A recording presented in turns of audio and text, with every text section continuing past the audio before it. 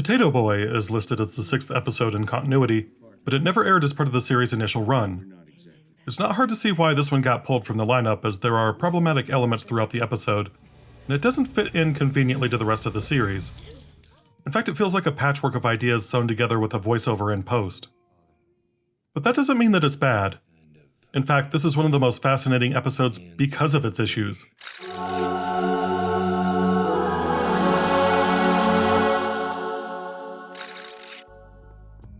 The episode is narrated by Sheriff Buck, in a narrative technique that can be brutally trite in the wrong hands.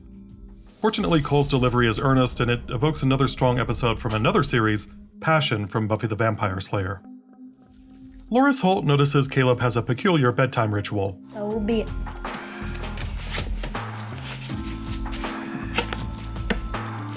So be it. Lucas explains that Caleb is so traumatized that the ritual makes him feel safe.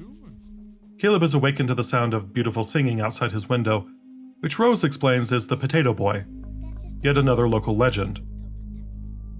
The next morning, Caleb is scheduled to receive communion for the first time, but the priest has an episode and spills the blood of Christ all over Caleb's shirt. Of course, Lucas looks on from outside. Frequent Lucas cohorts Ben and Selena are also struggling with issues. Ben with the loneliness of indecision and memories of when he was on top of the world in high school, and Selena with the loneliness of being rejected by the more upstanding members of the community. A montage reveals the good priest is a morphine addict, a fact revealed over Colossians 3:12-17, about how God's chosen people should show forgiveness. Such a whore. That becomes an underlying theme in the episode. Rose and Boone lay out the backstory of the Potato Boy. The legend goes that Old Man Warren, who was fond of satanic rituals, caught a young girl who used to visit the house and imprisoned her in the cellar, fathering a baby with her. God punished them by killing her in childbirth with a 30-pound baby. Rose caps the story with the most horrifying revelation of all. The Warrens got no TV. No TV and no beer make Homer something. Merlyn appears to Caleb that night, but she's distracted by the Potato Boy's lovely rendition of Shall We Gather at the River. Just doesn't seem right, keeping him locked away like that. Meanwhile, Ben is working through his issues in therapy, and his therapist advises him to take stock in just how much he's sacrificed to maintain loyalty to Sheriff Buck. Afterward, Ben writes a ticket to some scofflaw, but Sheriff Buck tears it up on account of a special relationship. A tearful Miss Coombs bonds with Caleb over their mutual apathy for the Monroe Doctrine. Pardon me for saying so, Miss Coombs, but I don't give a beaver's butt about the Monroe Doctrine. Neither do I. I bet they won't be saying that when Europe tries to interfere in the affairs of Guatemala. Selena is happy to finally have someone treat her like a person, and Caleb tells her he's sick of being treated like he's helpless. When everybody's talking about helping you, you start to feel kind of helpless. At dinner, I realize that Gail is noticeably absent from this episode, perhaps visiting her editor in Raleigh. Rose flicks food at Caleb, causing him to ruin Dr. Matt's homework. Matt is uncharacteristically on edge, so Caleb accepts Sheriff Buck's invitation to go for a drive. When they're alone, Lucas offers to become Caleb's mentor and show him the way. He's probably thinking about how hungry he was. Just like anything else, I guess. Just a matter of knowing how far you can go. Dr. Matt goes to confession and admits he has a seething hatred and loathing.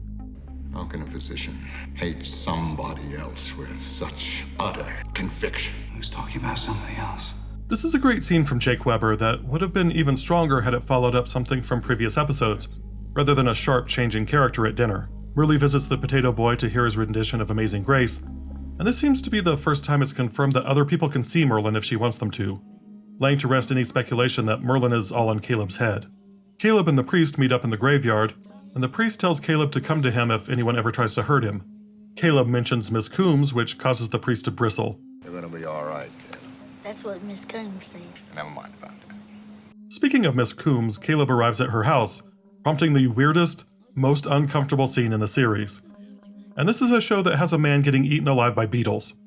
You can relax, Caleb. I ain't gonna bite you. At least not where it shows. On one level, it's probably supposed to be a joke about teachers being seen as these mean ogres who hate children and give them homework and discipline, but Selena is so hypersexualized in the show that it's practically impossible not to read this as flirtatious. She later jokes that she keeps the heads of students in her fridge, so the former interpretation is probably how she meant it. Because the episode is about damage, self-loathing, and reconciliation, though, my personal interpretation is that Selena is anxious to make a connection with any person who won't either abuse her sexuality or reject her for it. But flirtation is the only language she has to make connection with people. The result is this scene plays like a horrible, inappropriate tragedy. We also learn that Selena is fluent in Bible verses, relating the story of the biblical Caleb from Numbers 14:24 from memory. But my servant Caleb, because he had another spirit with him and hath followed me fully, him will I bring into the land of Canaan. She admits that she stopped reading the Bible and moved on to more interesting things, which Caleb seems to understand as an adult thing.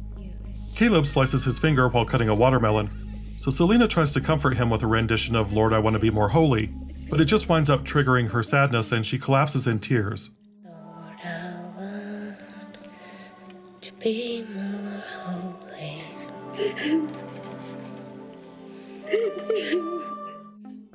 Sheriff Buck wanders in and, for the first time, isn't fully aware of what's going on before he even enters the room. Lucas accuses them both of doing inappropriate things, so Caleb runs off frightened. Unfortunately, the Reverend is busy shooting up and can't hear him. A tear for Selena tells him that nothing happened, which Buck seems to sympathize with before dropping the slut-shame hammer on her. You do things that you never thought you'd do. I'm sure it was good for Caleb, too. You know, boys never forget their first time. Ben's mental situation is deteriorating to the point where he considers self-harm to get out of work and even murdering Lucas. He wonders to himself why he doesn't, and then reveals that Lucas was the one who killed Merlyn. Can't what, Ben? I can't turn him in for killing that poor temple girl. Finally having that off his chest seems to make Ben feel better. He even defies Lucas by issuing another parking ticket. Lucas drops in on Ben's therapist with a veiled threat to expose him as a pedophile should anyone find out what Ben mentioned in therapy. And what do you intend to do with this information, Sheriff? What do you intend to do with yours? Selena enters the church only to be run out by the priest, who we learn is Father Coombs, her actual father. My poor baby. Caleb finally enters the Potato Boy's house to find Merlyn kneeling over him. Much like Rafael Santos in the second episode, the Potato Boy embraces death as a sweet release. Indeed, it seems like most of what Rose and Boone said was true, as the Potato Boy has no eyes, and yet he sees. That night, Caleb gets a lecture on trust from Lucas. Trust is always a very important and powerful element of human nature, Caleb. And how do you know who to trust?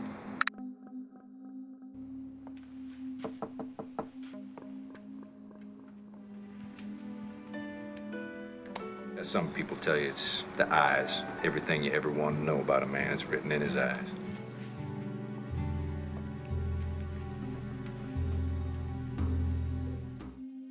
And we're out. So, this one is a lot. First, how much you enjoy the episode depends on how much you expect it to continue the overarching narrative of the season. One could easily skip this episode and not miss anything narratively. For those viewers who really enjoy the characters, though, this is a fascinating can't miss. I said in the review for A Tree Grows in Trinity that the writers never did anything with Selena's Black Widow character other than sexualize her. And now it's apparent that that assessment was a stupid and wrong thing to say by stupid me during a period of stupidness. Potato Boy may be problematic, but it presents Selena as anything but a flat character. Since Damned If You Don't dealt with the highly problematic flirtation between Poppy and a much older washed Sutpin, and Lucas blackmails the therapist for pederasty, we can safely say that age-inappropriate relationships are something of a theme in this show. As such, it's hard to do a nuanced analysis of Selena's actions in this episode without coming off like I'm excusing pedophilia. So for this video, you're just going to have to hold two simultaneously weighty thoughts in your head. One, that you can still hold people morally accountable for behavior that stems from their trauma. And two, that engaging in morally reprehensible behavior doesn't negate the sympathy you should feel for someone who has been traumatized. Okay, with that being said, this is the episode that pulls back the scab on a number of characters and exposes the ugliness beneath. Ben, Selena, and Dr. Matt all get moments of mental fracture, and we see it responded to in different ways. Ben's is reminiscent of a cult follower whose cognitive dissonance is just overwhelming to him. To an outsider, the answer is obvious: just quit. But charismatic leaders often have sway over their followers, even when their actions are blatantly evil and immoral. When Ben admits out loud he can't hold Lucas accountable, his mind allows him to reconcile his actions morally.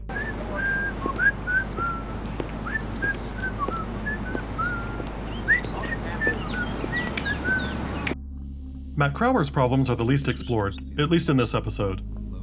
He voices intense self-loathing and hatred, and we know from previous episodes that Matt's drunkenness led to the death of his family, but not much beyond that.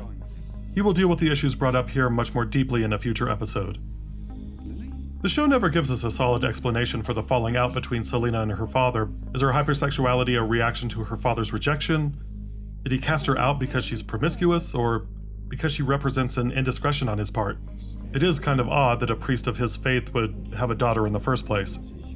This episode is filled with those kinds of unanswered questions and several motifs with no concrete takeaways for the viewer.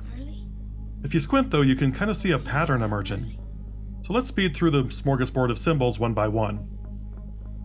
So Be It, Caleb's gingivitis finding chant, is a version of So Mote It Be, a pagan dictum that essentially means Amen. Like all things in the show, Caleb's version is a slight double meaning. The pagan So Mote It Be means that a higher power wills it to be so. So Be It is a lamentation that one has no power in the situation, must accept things the way that they are. Both make sense in the context, but cast the ritual in vastly different lights. Sheriff Buck describes it as a protection spell, but more specifically, Caleb's counterclockwise turn, known as Widdershins in Wiccan terminology, is a banishment. The pagan origin of the ritual also helps explain Loris Holt's consternation and her immediately taking Caleb to church for communion. Colossians 3:12-17 is an edict from the Apostle Paul on how Christians should live. Tellingly, it lists kindness, forgiveness, gentleness, and patience as mandatory virtues. And this verse plays over Father Coombs in a sharp contrast of his actual behavior. The various hymns sung by the Potato Boy reference both enslavement and release or reconciliation. But one blink and you miss it hymn seems to be the parody hymn, The Preacher and the Slave, though it's sung with the earnestness of its predecessor, In the Sweet By and By. In the Sweet By and By was written in 1868 and is a commonly used funeral dirge that laments the loss of a loved one and promises a reunification with them in the afterlife. And by faith we can see it afar.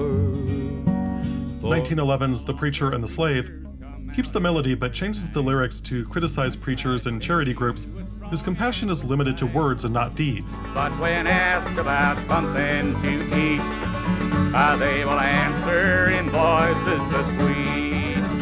You will eat by and by. The Preacher and the Slave became a socialist carol and a popular Union hymn.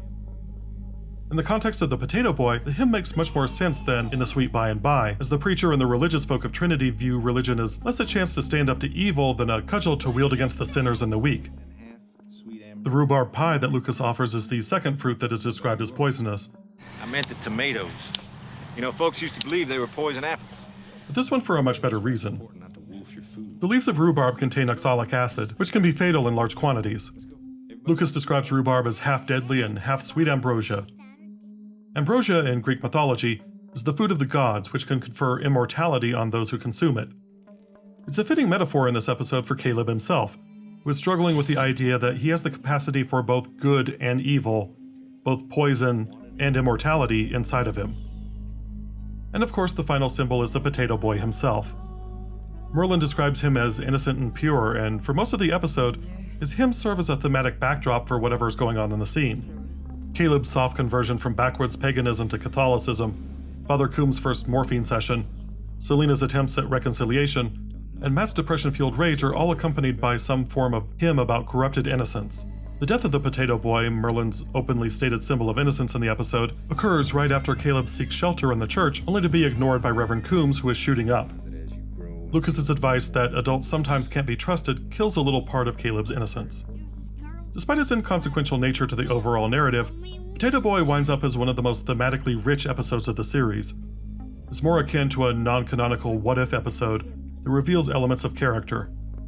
I can't exactly blame viewers who wouldn't want to sit through Selena's near-pedophilic scene with Caleb for a non-canonical meditation on character, but those who do are rewarded with a complex exploration of trauma, forgiveness, lost innocence, and trust.